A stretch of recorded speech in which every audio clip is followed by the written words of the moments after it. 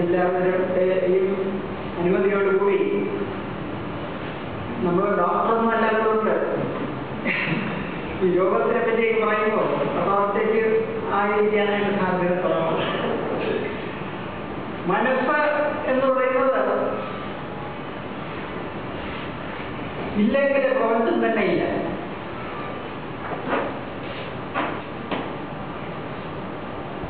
അപ്പൊ മനസ്സ് ഉണ്ടെങ്കിൽ പ്രപഞ്ചം. മനസ്സ് ചലിക്കാതിരിക്കുന്ന അവസരത്തില്, അതായത് നമ്മൾ സുഷുപ്തിയില് ഇൻ ഡ്രീംലെസ് സ്ലീപ് സ്റ്റേജ് അതിലായിരിക്കുമ്പോൾ പ്രപഞ്ചമൊന്നുമില്ല. ഉണർന്നു വരുമ്പോഴാണ് ഈ പ്രപഞ്ചം തോന്നുന്നത്. ഇതിനിടയ്ക്ക് വേറെ അവസ്ഥയില്ലേ, സ്വപ്നാവസ്ഥയെന്ന്.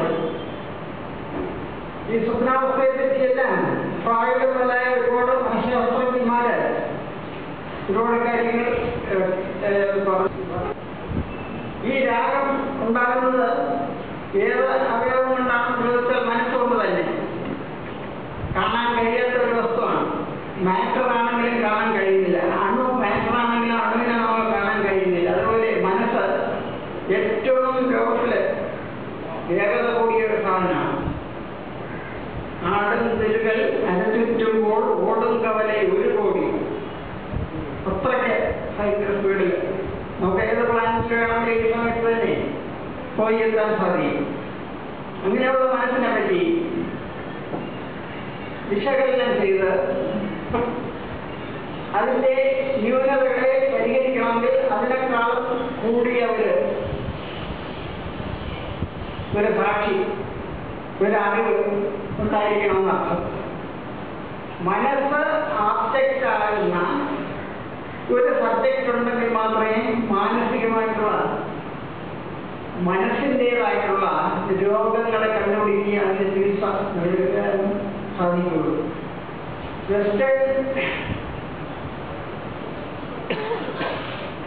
പാശ്ചാത്യ മനഃശാസ്ത്രജ്ഞന്മാര്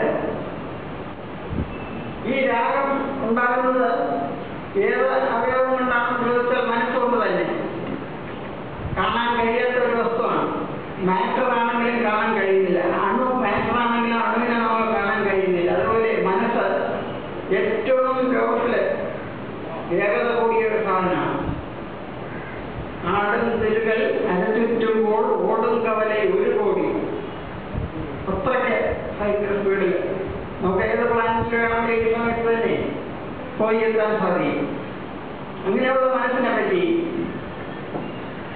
വിശകലനം ചെയ്ത് അതിൻ്റെ ന്യൂനതകളെ പരിഹരിക്കണമെങ്കിൽ അതിനേക്കാളും കൂടിയ ഒരു സാക്ഷി, ഒരു അറിവ് ഉണ്ടായിരിക്കണമെന്നർത്ഥം. മനസ്സ് ആബ്ജക്റ്റ് ആകുന്ന ഒരു സബ്ജക്റ്റ് ഉണ്ടെങ്കിൽ മാത്രമേ മാനസികമായിട്ടുള്ള മനസ്സിൻ്റെതായിട്ടുള്ള രോഗങ്ങളെ കണ്ടുപിടിക്കുക, അതിന് ചികിത്സ നേടുവാനും സാധിക്കുള്ളൂ.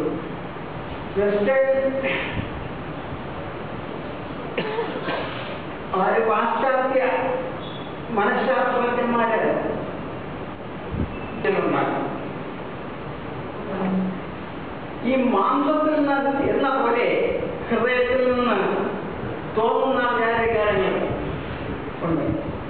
അതിന്റെ പ്രവർത്തനം കൊണ്ടാണ് ഇന്ദ്രിയങ്ങളെല്ലാം വർക്ക് ചെയ്യുന്നത്.